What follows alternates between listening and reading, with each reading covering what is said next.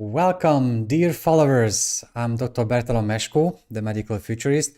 Hopefully you can hear me and see me well. Please do let me know in the comment section if everything is going well enough here. I know I've been doing this for more than a year, but it's never enough. So I just want to make sure technically we are doing fine.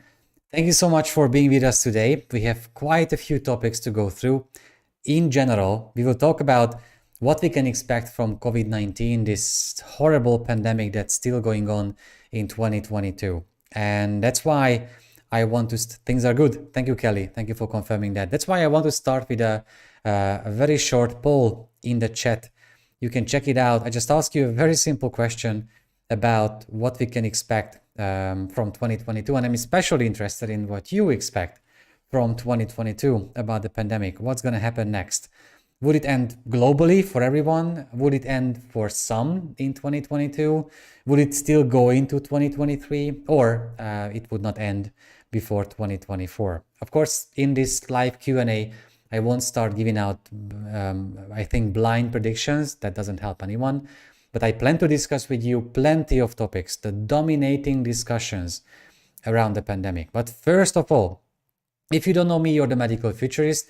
I'm the medical futurist. My name is Dr. Bertalan. I'm a physician by training. I work as a researcher and as a professional futurist. And I have the medical futurist team, 14 dedicated experts. And we are trying to provide the context around advanced digital health technologies. We talk about the near future of medicine and healthcare in articles, executive summaries, ebooks, YouTube videos, social media analysis every single day. We have around 1 million followers and we are quite active on medicalfuturist.com, on our YouTube channel, on Twitter, Facebook, LinkedIn, and Instagram. Every single day we analyze news, announcements, reports about digital health technologies, health sensors, portable diagnostic devices, artificial intelligence, virtual reality, any technology that might help us create a better healthcare system. And especially talking about the pandemic, we love talking about the new norm that we are creating after the pandemic ends. And I also plan to discuss that in this live stream. This is a live Q&A stream, so you are more than welcome to ask me questions. I'm not a virologist or a public health specialist, but I'm a physician by training. Plus, I've spent my 2 years thinking about and discussing and analyzing every aspect of this pandemic. The pills, the vaccinations, the statistics, public health measures, national policies, everything that you can think of. Believe me, I wouldn't like to spend time on that anymore, but as a futurist, my job is to talk about in the context of the future that people are interested in. And of course, these days, this is around the pandemic. So thank you. I can't wait to see your votes in the poll. Okay, that would add for some. I love the positivity. I hope you have a good start of the year, only the second week in, and so many things have happened already.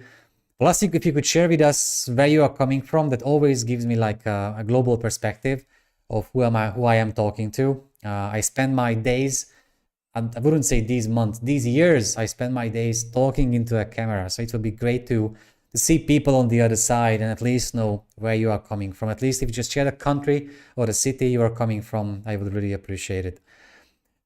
In this live Q&A, you always have amazing questions, but there are people who submit questions even before the live Q&A starts. And boy, this time we received about 30 really insightful, meaningful questions. So I plan to go through many of those as well. Hi, Lisbeth from Belgium. Sending love from PH. Hi, Gerbert. It's Philadelphia, I guess. So thank you and welcome on the stream. I have many things cooked up for you. I'm looking at my other monitor with some news and announcements backed up. US, Indiana. Hi, Kelly. And while you are sharing and you are submitting your questions and casting your votes in the poll, I want to share with you the first question we received. Actually, 2 questions at once. It was quite smart from the person doing that. Through the Eventbrite website, the question is around this. What is the lifespan of the booster shot? Well, it depends on which vaccination type we are talking about, but in general, the lifespan of booster shots is around 4 to 8 months, more or less. The research is not finalized around this. So those who received the booster shot in the fall, like I did, I think before the spring arrives, we should get our fourth shot. And if the Pfizer shot is in the picture, then they just announced, I think this morning, that they will come up with a new Omicron variant focused booster shot. So by the spring, we could get that booster shot. And the second question was, should everyone already fully vaccinated receive the booster shot? That's a very good question, but it's really hard to answer that, because fully vaccinated means something else than what it used to mean in the first phase of the vaccination circles. Like, according to some countries, like in Canada, it seems like if you don't have a booster shot, you are not even considered being fully vaccinated. So this term has no meaning anymore. So I should say we should prepare for getting booster shots, but you can imagine there are plenty of questions that we received about that already. In the meantime, hi guys from Bangalore, India, from the Philippines, from Bahrain, from Iran, from Berlin, from India. It's great to see you guys from so many places around the world. There's a question from someone. I'm sorry, I can't pronounce your name well enough. Hello, a lot of people, doctors, scientists, are saying that the COVID pandemic will end this summer. Is this a possibility? I think it is, because we already have resources to fight the virus. I think the possibility is here. It's not because of the resources we have. We've had vaccinations before. It's because we might have a chance now to reach herd immunity. I mean, if you look at the recent COVID numbers, which are just simply extraordinarily wrong or bad or awful, then you can see that, I mean, just look at this.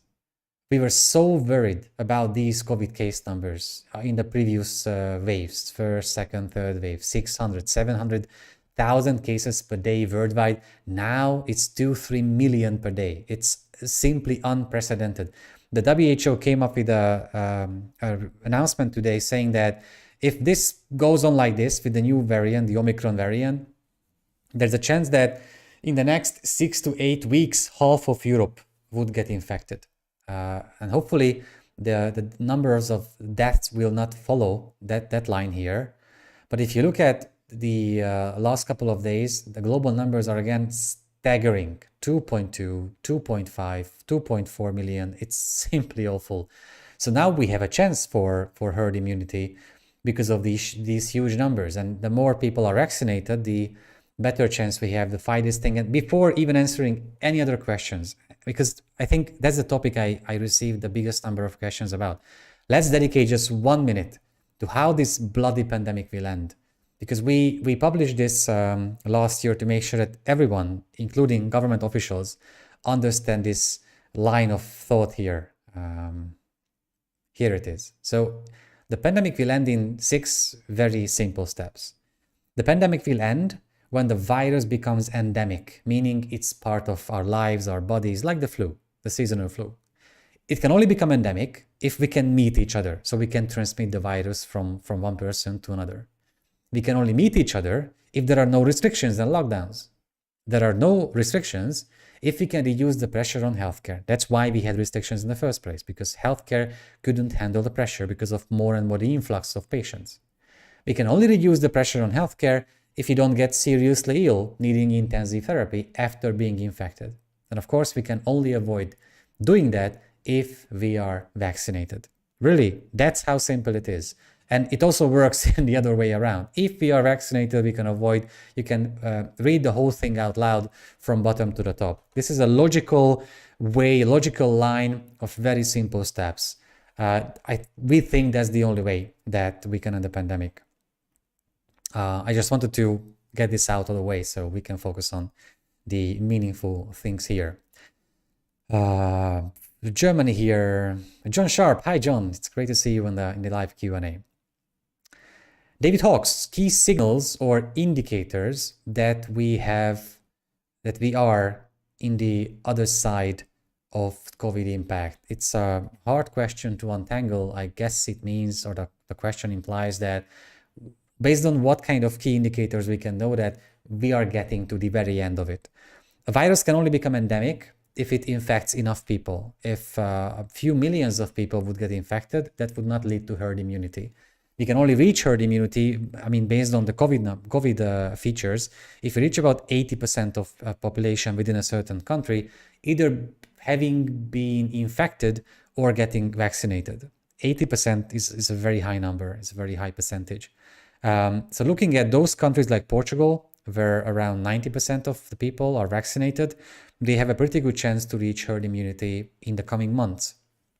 Especially with the surge of cases in Europe these days, the same can apply. But look at the vaccination rates in Africa. Look at the different waves we have worldwide. In South America and Australia is different than what we have in Europe. Therefore, for some, there is a possibility that we might reach herd immunity during the summer.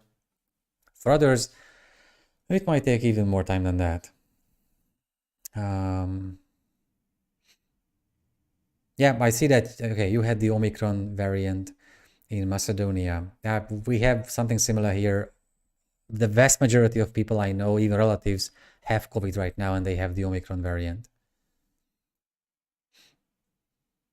Gavin, it's a very smart question to ask. Why do lateral flow antigen tests still work as well for Omicron if Omicron avoids the antibodies from previous variants? I don't think I will be the right person to answer the question for you. The only thing I saw about this in studies recently was about maybe it would make more sense to test Omicron from saliva samples and not from the traditional antigen tests. Maybe that's one thing that will change the at-home lab test industry in the coming weeks, but I'm not sure if they can be fast enough to deal with this huge wave of the Omicron variant. Golnush Zamani, okay, let me share the question with you.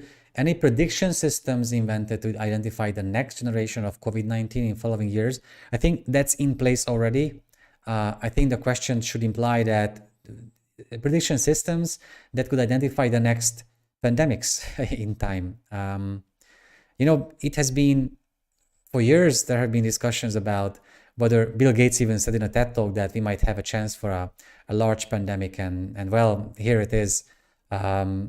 So I don't think we have a higher chance now for an upcoming other pandemic, but the chance is still there. I just want to share with you something I came across not so recently in the first months of the pandemic about a paper back then. Here it is.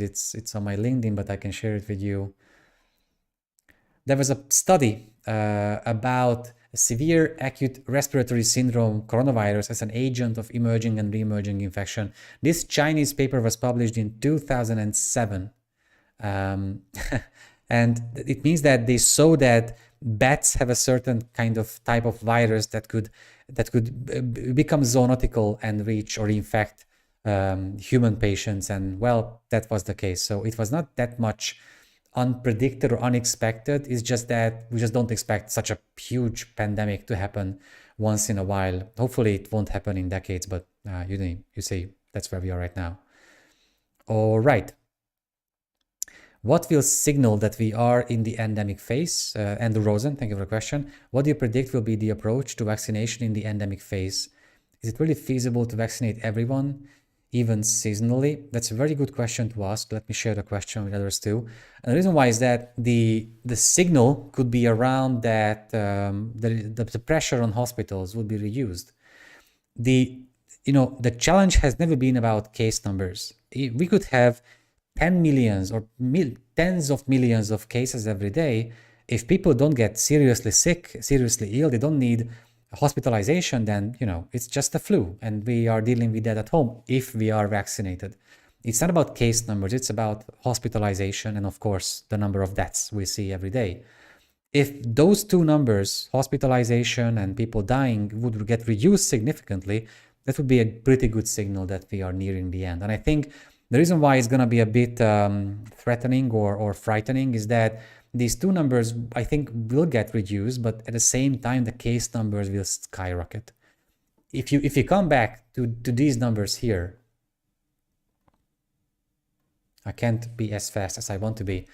Not even with, if you count these case numbers every day, 2.7, even 3 million per day, we have more than 7 billion people. And even if so far more than 300 million people have had COVID. That's far from reaching herd immunity for the global population.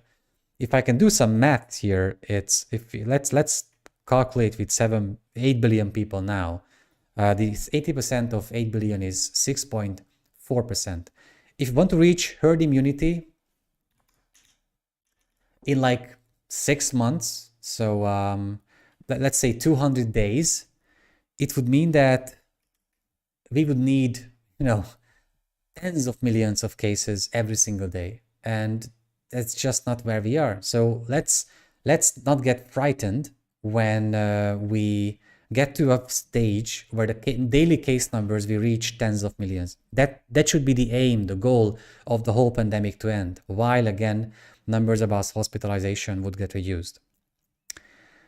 Pink Potato 777. Doctor, so do you think with Omicron we have the possibility to reach this important level of herd immunity because of the significant high infection rate? Many experts are cautiously optimistic. I'm not optimistic, that's just a fact that it's extremely infectious. Therefore, we will see such case numbers every day. This way, it gives a chance that this variant could be the one.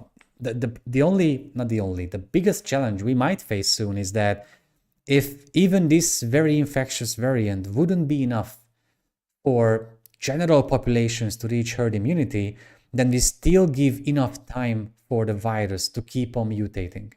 There might come an even better variant that would even be milder regarding symptoms and hospitalizations, but could be even more infectious, or the other way around. We cannot predict that. Nobody can predict that, not even by using AI. Let's remain optimistic that in the first couple of weeks, that based on the numbers we've seen, at least we have a chance now to reach herd immunity this year. CB, is it the future of healthcare facing such epidemic more and more frequently in coming years? The same applies here. There have been a chance for such a pandemic before. There will be a chance like this, but I don't see why the chance would be higher now. I'm sure that many countries would dedicate enough resources now after this pandemic ends to public health resources, to prediction systems, to using AI in predicting the next outbreaks, such as the one that predicted this outbreak, a Canadian AI startup called Blue Dot. Radu Romanesti, thank you for the question about healthcare and biotech in 20 years. We focus on the pandemic in 2022 in this live Q&A, but we will have a Q&A about those topics soon.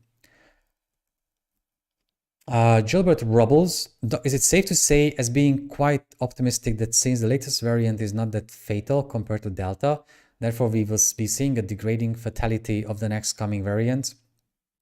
I think there is no scientific or medical or public health based explanation that would help us reach that conclusion. We just simply cannot predict that because of this variant might be better because it's milder but more infectious. The next one would be on a similar trajectory. We can't say that. The next one can be 4 times as deadly as the first one. That's why it's so important to reach herd immunity as soon as possible, either through such infectious variants that don't put that much pressure on the healthcare system or through getting vaccinated.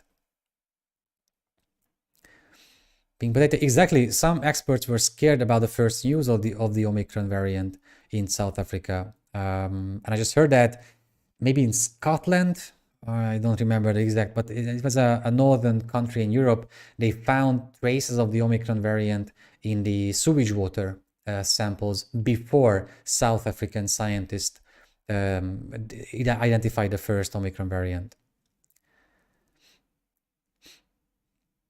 Pink Potato, it's hard to describe or explain why it might look less fatal. We still cannot conclude that. We had not enough time has passed since identifying that new variant. It can be because a lot of people have been vaccinated, especially a lot of people with immunodeficiency or chronic diseases or elderly patients. Vast majority of elderly patients in developed countries have been vaccinated. That could mean that even if they can get reinfected 2-3 times because of their condition, their age, it would still be safer for them because of the vaccination status. All right, jumping back to a few questions that were asked already. In the meantime, I just want to close the poll And it seems that, wow, we are not a very optimistic group here. About 1/3 would say it would end for some in 2022. 1/3 said it would end in 2023. And 1/3 said it would even go beyond 2024. So it's, yeah, thank you for the votes. All right. So the next question I want to share with you is from Murat Buyukaksu. It's quite a long question to ask.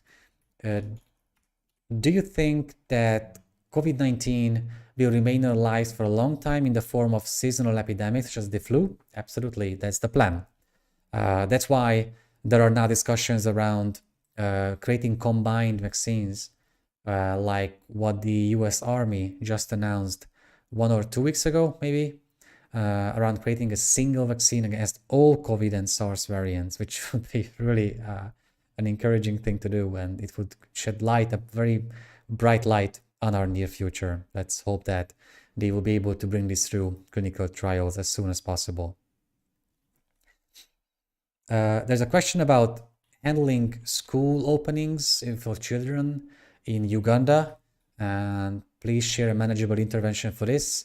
Get kids vaccinated. Our daughter just got 5 a few days ago, and I registered her already in the system for vaccination. So in 2 days, we bring her to get vaccinated. And I can't tell you how much I'm counting back the days and hours until she gets vaccinated.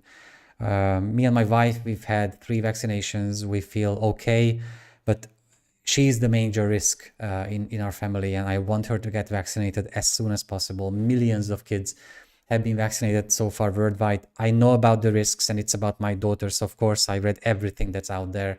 I know there are side effects around the inflammation of myocardial tissue. I know, but that's also it can be also a symptom of a consequence of COVID-19, and far more kids have the same symptom or side effect after getting infected than after getting the vaccination. So we are all in for vaccination for kids. I think that's the only way forward for school openings. It's a pretty good question from Jeremy Wilkes. How effective can we say the vaccines will continue to be in the long term? For example, 5 years from now. It's a pretty smart question to ask, because now everyone is only focusing on the short-term future. But what about 2027? How we might live our lives then? I mean, looking at every scenario, every study that's out there, I'm pretty sure that would be the pandemic would be, that the virus would be endemic way before that.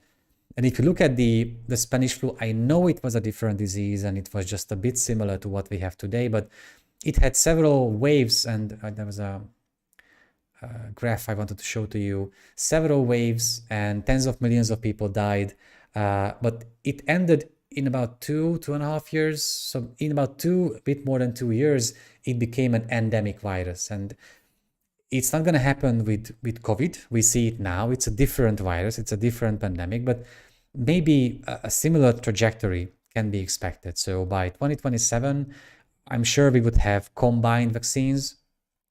We would have maybe one vaccine against the flu, the seasonal flu, and the seasonal coronavirus, because the way it becomes endemic is that it's going to be part of the seasonal flu. The Spanish flu variant became part of the seasonal flu I get vaccinated against every single year. The same fate should await the current coronavirus. All right. I'm looking at your questions now.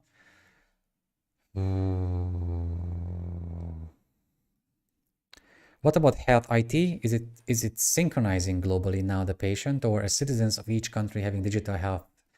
Won't it be helping in achieving? Yeah, CB, thank you for the question. I don't think that health IT is a global phenomenon.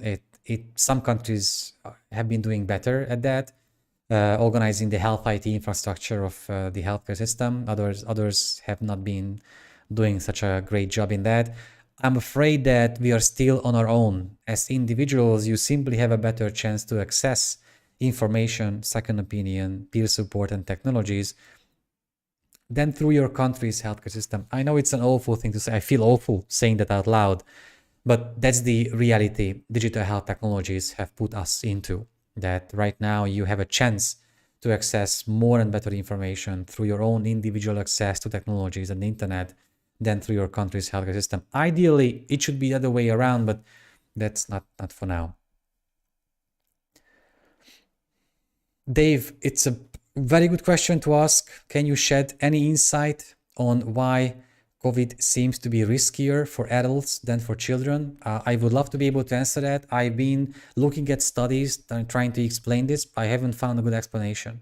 I couldn't either find an explanation for describing why some countries are doing better with lower vaccination rates than others with higher vaccination rates. There were discussions in the very first months of the pandemic around the BCG vaccination status of a country, around maybe genetic background or the different genomic characteristics of populations. We have literally zero idea. So I wish we knew, but we don't. Jalbert Rebels, what is your thought about the ongoing suggestion of a universal vaccine passport? I'm all for digital solutions, but if we haven't seen a universal digital passport, vaccination passport, becoming accessible in the last 2 years, I don't see why we would see those now. Who would be able to get such a vaccination passport? I had a booster shot, so would I be eligible? But what about someone who just had 2 shots and their country not even giving away booster shots for now? It's impossible to create a universal system, and I'm not sure if it's happening. I think each country will keep their own rules and guidelines about people arriving to the country. And that's why I want to share with you the actual topic of today's live Q&A, the 5 dominating discussions. And please, in the meantime, keep the questions coming in. I will jump back to you in a second. We published this article today about the 5 dominating discussions about COVID-19. Because I think as a futurist, it's important to point out what kind of things we would focus on or talk about in the coming year, because besides the obvious things, because that helps us emotionally prepare. One topic would be about making vaccinations an obligatory part of healthcare, meaning that like what they are doing in Austria, what they are planning in Canada, in France, that only vaccinated people would be able to go to restaurants, to pubs, cinema, gyms, actually any closed spaces, or they would need a negative test every 2 or 3 days on their own expense, which is obviously not sustainable. That's going to be one major discussion. The second one will be about COVID pills. And I give you my word for that the anti-vax movement will find a boost in COVID pills. Why should I get vaccinated when there are pills that can treat COVID pretty efficiently? These COVID pills, like the one from Pfizer called Paxlovid, have been able, I think it was shown that it can reduce hospitalization rates by 80 or 90% if given in the first days after the first symptoms appeared. It's extraordinarily efficient. So someone might think, why would I get vaccinated if I can be saved with a simple pill at home? And if you're interested in finding out how COVID pills can impact the lives of COVID patients, you might want to look at Bob Wachter.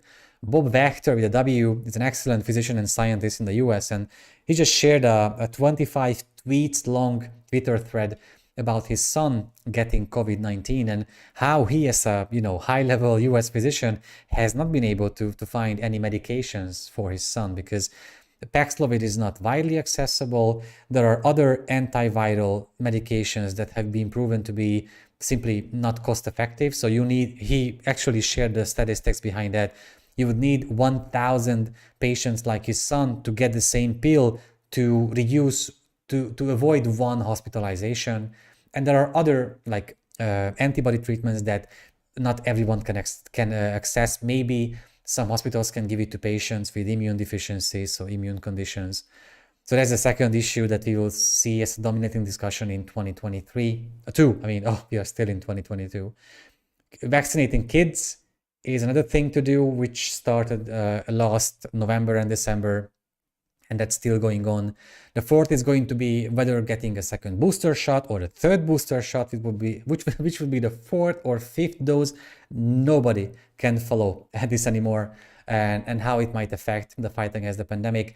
And the last one will be the pandemic fatigue, which basically means that the burnout rates, the stress rates are really high among healthcare professionals, and pandemic fatigue also applies to us, to you and me, that those who have been trying to, do the right thing and keep social distancing, get vaccinated and all these things, we might get tired and exhausted about all these measures, while we see our friends or relatives going abroad, traveling around, not keeping social distancing and all these, and they are still fine, and you are not. That creates even, I think, a mental health based distinction between people, and we will get exhausted, or even many of us have got exhausted already about this thing. So this is something we have to get prepared for in 2022. Getting back to your questions, Andrew Rosen, what do you predict will be the approach to vaccination in the endemic phase? I would love to have an idea about that. I'm pretty sure not even virologists and public health specialists know exactly how it might unfold, because we don't know when it becomes endemic. The only thing we would know that, because you think about this, we have to think about this as a long-term process. By the time it might seem like hospitalization rates are going down, while case numbers are skyrocketing, people would still get vaccinated. People who have never received any, first dosages. People like me would still get vaccinated, because even if I've received three doses, when the second booster shot becomes a thing, of course, I will get into line to get my second booster shot, because that's what officials are telling me to do, public health officials. And I wouldn't like to get any variant. I don't want to get infected by COVID-19. And it's possible to reach a stage, even while the virus becomes endemic, without many vaccinated people getting through the vaccine, because we would not serve as a host for the virus to keep on mutating and creating new variants. So I guess people will still get vaccinated. People will still get third, fourth, who knows which booster shot, while it might seem that the virus is becoming endemic. Thank you, CB, for I tried to change now the on-screen question. There's an Indian perspective here. Seeing the upsurge in cases among the individuals and the pandemic and the panic stations not quite set in, what would be your advice to prevent extensive loss or damage to the country? Well, I think the strategy should be the same as those that have been able to tackle the pandemic quite well. Look at what Portugal has been doing. In a few months, they got to about 80% of people getting vaccinated, and let me check. I want to share this with you as well.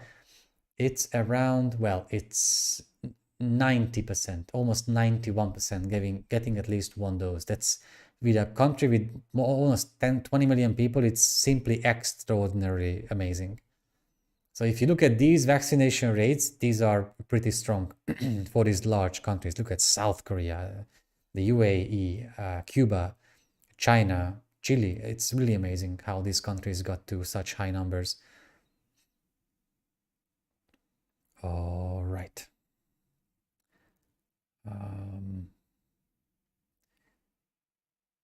Of course, Dave, it's my pleasure. I'm trying to answer as many questions as I can. And thank you for keeping the questions coming in. Candy, it's enough to ask a question once. I will go through every single question here. And I try to choose those who have not asked questions before. It's not an easy feat to do, but I'm doing my best here. Do you think there will be a scenario where a virus mutates and becomes completely resistant to vaccines? And how would you imagine that scenario? That's a pretty smart and dystopic question to ask. Unfortunately, the possibility of this scenario is existent. The more time we spend with this pandemic on our back, the bigger chance we have for such a variant to emerge. That's why it's so important to reach herd immunity as soon as possible. So there will be no hosts for the virus. There will be no way to let it mutate or keep on mutating. And those variants we would have would become very similar to the seasonal flu step by step, and thus it becomes endemic. But if I have to be very dystopic here, there's a chance for that. Let's say we are doing our job like we have been doing this, not so well, worldwide, being very slow in vaccination rates, the anti-vax movement being very loud, and national policies and guidelines being very different across the globe. Such a variant emerges that becomes resistant to vaccines. But one thing is different though. The mRNA vaccines can be re-engineered to address a specific mutation. I think with the most optimistic predictions or estimations, even in 3 or 4 months, including global supply chain productions. The Pfizer just announced that the next booster shot would be against the Omicron variant as well. So they can be, let's say it's 6 months. In 6 months, we would, I guess until then, we should be in lockdown. We should be having restrictions worldwide so we don't infect each other, and those who are vulnerable wouldn't die until these major companies can start rolling out the newest mRNA-based vaccines. And I think it will be only possible with mRNA-based vaccines to make that achievement. Rushi Daud, thank you for the question. It's a very good question about WHO and all these organizations' support for digital health. They have not been doing a good job, but I want to keep this Q&A live dedicated to COVID-19. We will have the next Q&A live dedicated to that, so we can talk about it then. I'm afraid I can't comment on nitrogen vacancies for detection of COVID and all these test issues. I'm just not an expert in that. Kelly K, I don't see obligatory vaccination happening in the US. I wish it could happen. I'm pretty sure it won't happen in the next year or so. You know how it is. It's just a political decision. In certain countries, politicians can put this through their people. In other countries, they're just not brave enough or strong enough to risk that chance of getting re-elected. So that's not going to happen. Can you trace? Now your question is next. Why some people are choosing not to get vaccinated? I think we have to respect that. That's their individual choice. I mean, we don't respect that for kids. There are obligatory vaccinations for kids, and those parents who don't give those vaccinations to their kids just cannot send them to school or nursery homes and so on, or kindergarten. That's quite understandable. So I think we have to respect the right of people not to get vaccinated, but they have to respect our rights living in a society. And I want to live in a healthy society where I can go out and live a very normal life, and that only happens through vaccination. So I understand if you don't want to get vaccinated, but then there are certain things you cannot do, and that's something you have to understand. That's a vice versa respect of different rights. Richard Löfström, the 6 steps seems to be avoiding the extent of health complications for the individual. Shouldn't vaccination aim for stopping transmission, not only reduce hospital care? That would be really ideal. That's a very smart question to ask, and I haven't been even addressing long COVID, and I don't think I can, so I won't. But I don't think that should be the case, because it's not a choice we are making here. It's not that first vaccine researchers and public health officials chose to focus on reducing hospitalization rates and not to reduce transmission. We would love to do everything at once, but it's physically impossible, and we should be very happy and proud of ourselves as a civilization to be able to achieve that feat of coming up with a vaccine in less than 1 year. That's simply scientifically amazing, a miracle to happen.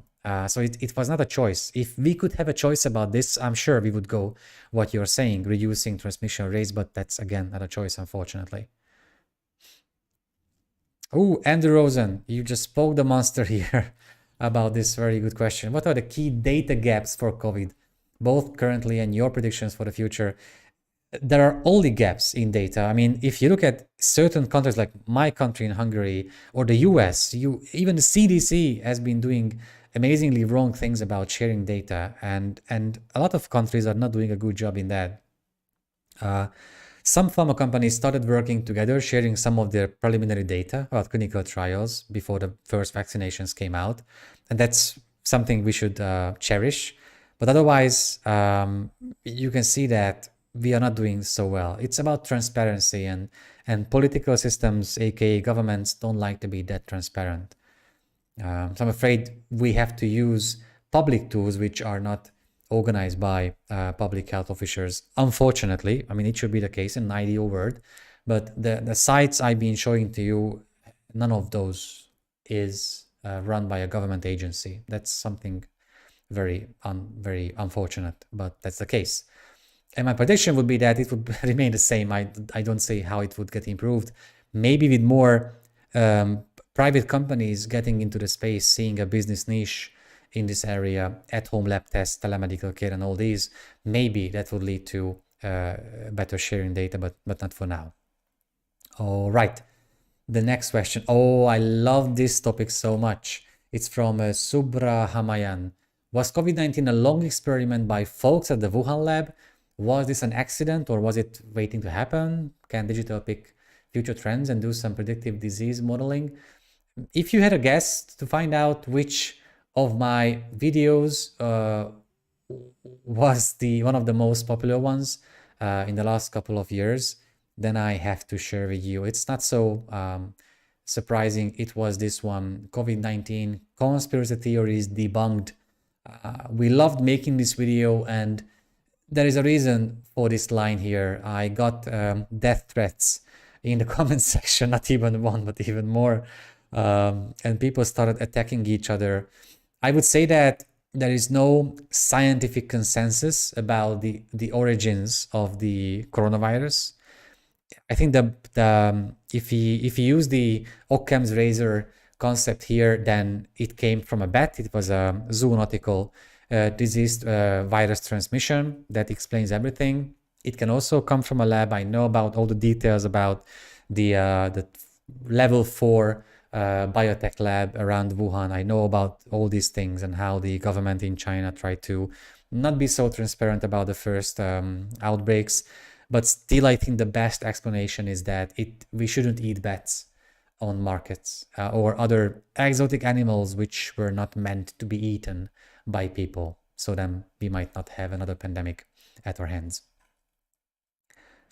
Ulrike Kreisa asked this question.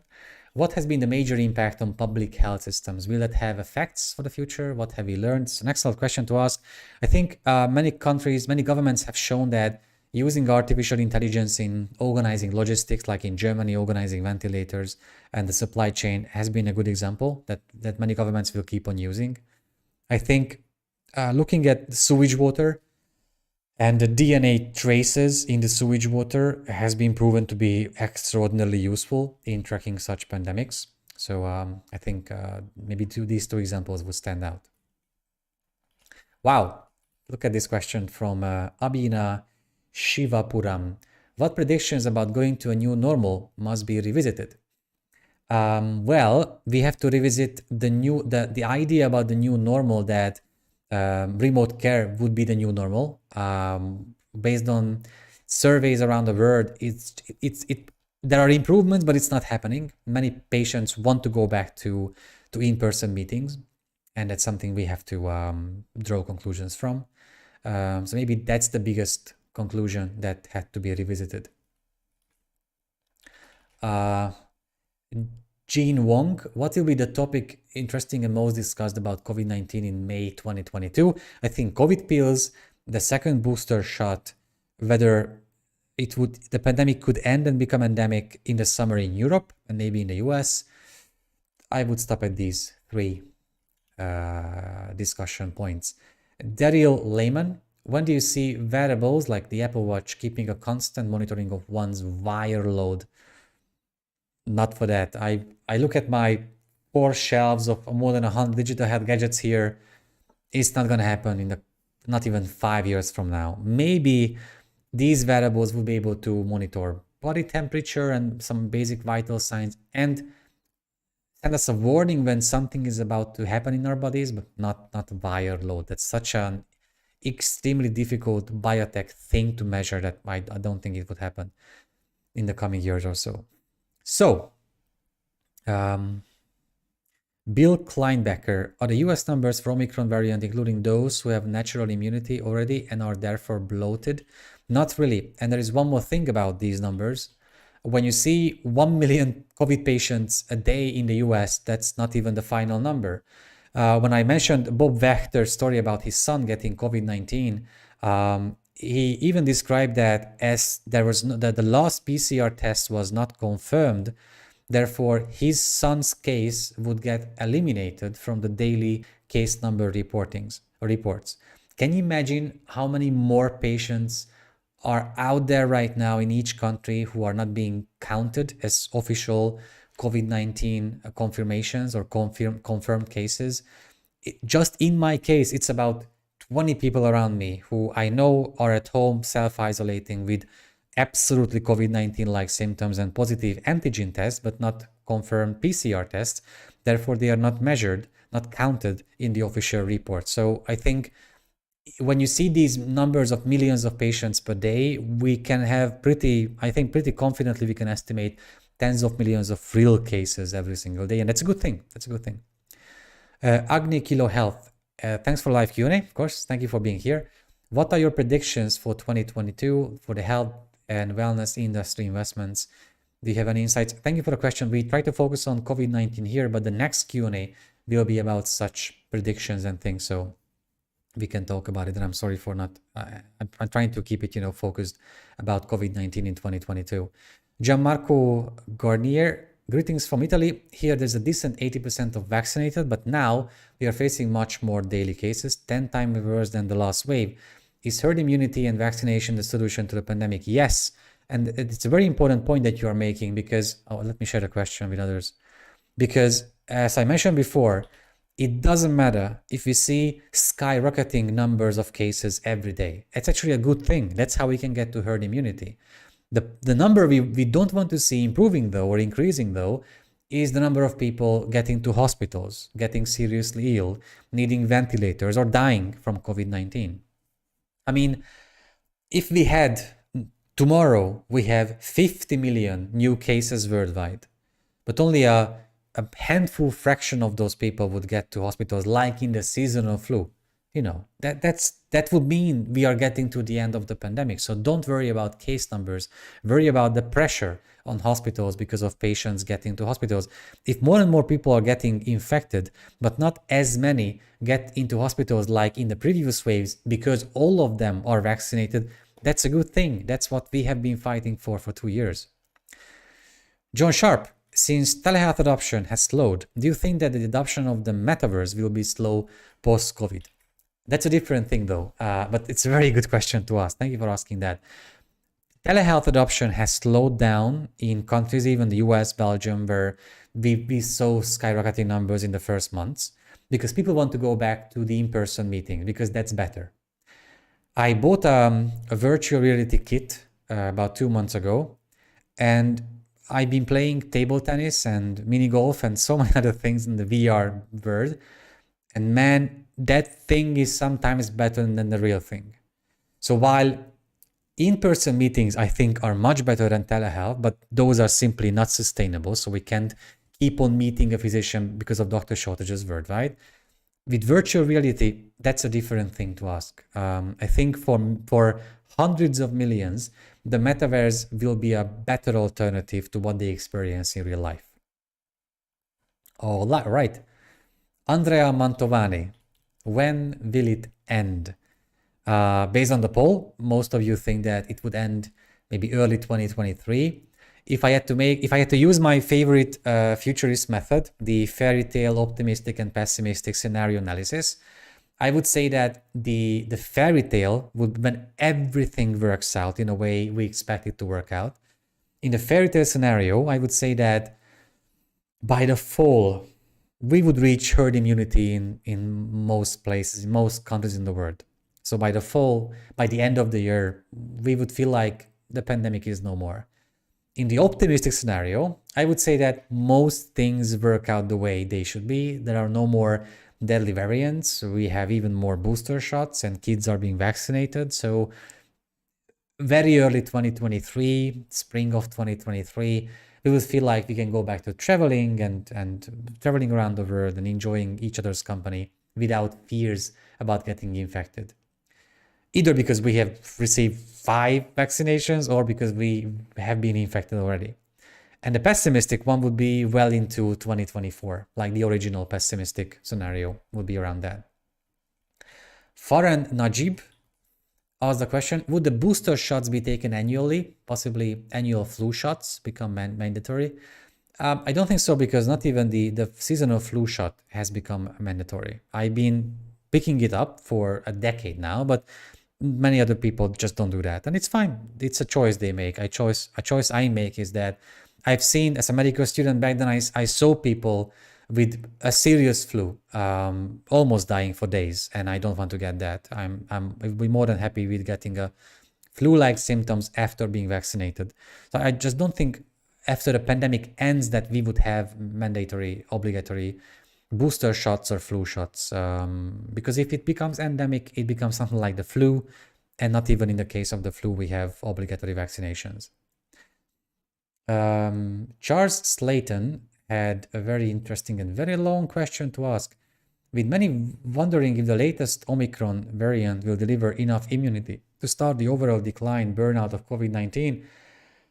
I've got rural hospital markets where there is not much vaccination, like 40%. We have both Delta filling the hospital, and we believe Omicron filling the ER and clinics. Is there a reasonable chance that we might see this go the other way? With low vaccination rates, have we created a breeding ground for the possibility of more problematic variants? I think that's the case. Again, the more time we spend dealing with variants, the more chance we give to the virus to mutate into deadly, even vaccine-resistant variants, and that's not something you want to see in action. Claire Adams asked, how concerned should we be about the possibility of another variant? Same question. How can new health technologies help in deploying the vaccine across parts of the world that have extremely low or no vaccinated populations? I don't think we need technologies for that. I mean, people have done vaccination rounds for decades, and smallpox. We've been able to eradicate certain diseases because of good vaccination rollouts. So we can do that with enough resources, financial and human resources, without using drones and any other advanced technologies in making that happen. All right, getting back to the live questions. Bill Kleinbecker, could reliance on therapy like Florida is doing going to bring herd immunity sooner? I just don't think so. I don't want to judge any, states or nations, public health system or guideline. It sounds to me like a very risky thing to do, to rely completely on therapies while there are not enough therapies like that. The Pfizer's Paxlovid pill, again, seems to be a really efficient therapy to use, reducing hospitalizations by 80 or 90%, but it's not widespread, it's not widely available yet. Therefore, I wouldn't shoot for that. I would shoot for vaccinations. That's still our far the best shot we have, no pun intended, to avoid getting infected, or even if we are infected, to avoid getting hospitalized or to avoid dying from the infection. Rushi Daud, is there an alternative for vaccination centers? Because in most cases can become hotspot for infection. Even now, some infected healthcare professionals have to go into work because of healthcare professional shortages. So unfortunately, I don't think that there is an alternative for that. The only thing we can do now is to think, I understand what public health officials do with these centers. They think from the public health high-level perspective, and they just try to reach as high level of vaccination rates as possible, even if some people get infected while waiting in line to get vaccinated. That's unfortunately a damage we have to deal with. Richard Löfström, regarding Endemic, we should probably not argue for the 6 steps in reverse until we reach avoiding injuries to individuals, especially before effective treatment of these are available. You're right. You're making a good point. I didn't even want to talk about the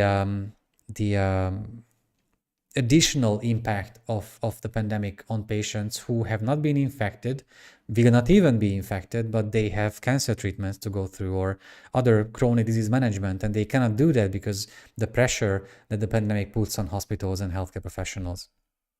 Oh, Bill, okay, thank you for the explanation. The Florida, it is not just doing therapy in itself, it's just an addition to the vaccine. Well, I think something similar is what every nation and state tries to do worldwide, focus on on increasing vaccination rates and bringing in such a range of treatments that would help deal with patients who are already infected. So yeah, I think I've been going through all the questions that you asked before the stream and during the stream, and I really appreciate you being with me, with us. I think it was like 50 questions or even more. A few things I want to say to you before we end the stream here. In the new year, in 2022, I plan to have more of these live Q&As, not only because I still can't meet you on stages giving keynote speeches and talk to real people, because there are no medical events of the sort I like to go to, and there are no events where I would speak unless it's virtual, and I can meet you in person around the world. That's what I used to do before the pandemic hit. I've been flying around the world for 50, 100 times a year, meeting you. And as I can do that, I want to keep on doing these live Q&As with you, dedicating to different topics.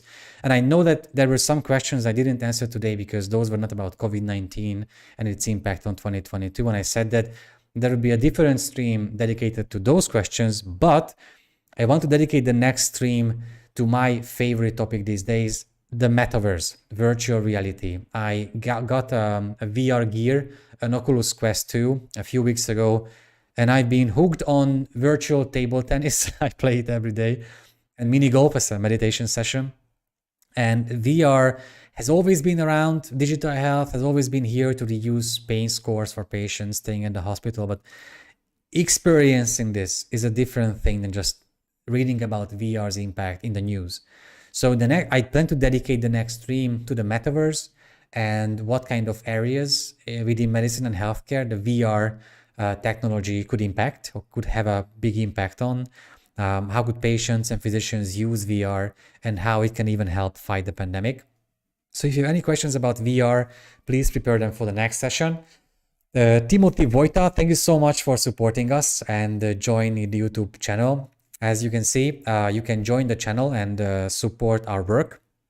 That's the only way we can keep on bringing you content without ads. We have no advertisements on any of our channels, on a website, YouTube, LinkedIn, Twitter, Facebook, and Instagram. You can only see content that we write without being influenced by any other third parties. We don't show ads on the website, and we don't plan to include ads on the website. The only way we can keep on doing this and we can keep on financing the whole The Medical Futurist team is if you support us. So thank you so much for those who pledged a few dollars or euros through the Eventbrite website. Thank you so much for joining us in the YouTube channel and supporting us that way. You can also support us on the Patreon channel. We have patreon.com/themedicalfuturist, where you can not only support the team we have at The Medical Futurist, but you receive different stuff than what we are publishing for free for others.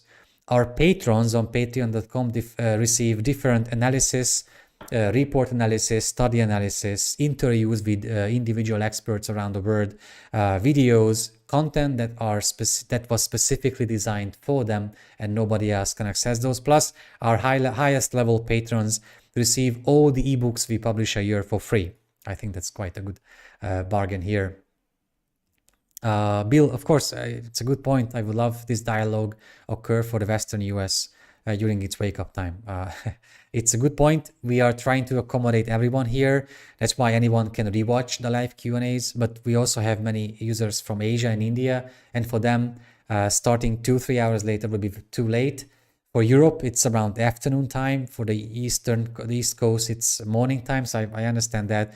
We will try to organize a few live Q&As for like 2 hours later, so you would have a better chance from the Western part to join us.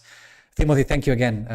Of course, thank you for supporting the channel. So many thanks for you for being here, for asking those really insightful and meaningful questions. I try to do my best to answer those with the best of my knowledge. We will keep on answering such questions and publishing content about COVID-19 and what we can expect about that on medicalfuturist.com. You are more than welcome to join us on our YouTube channel as a supporter or just as a subscriber who wants to get access to our content.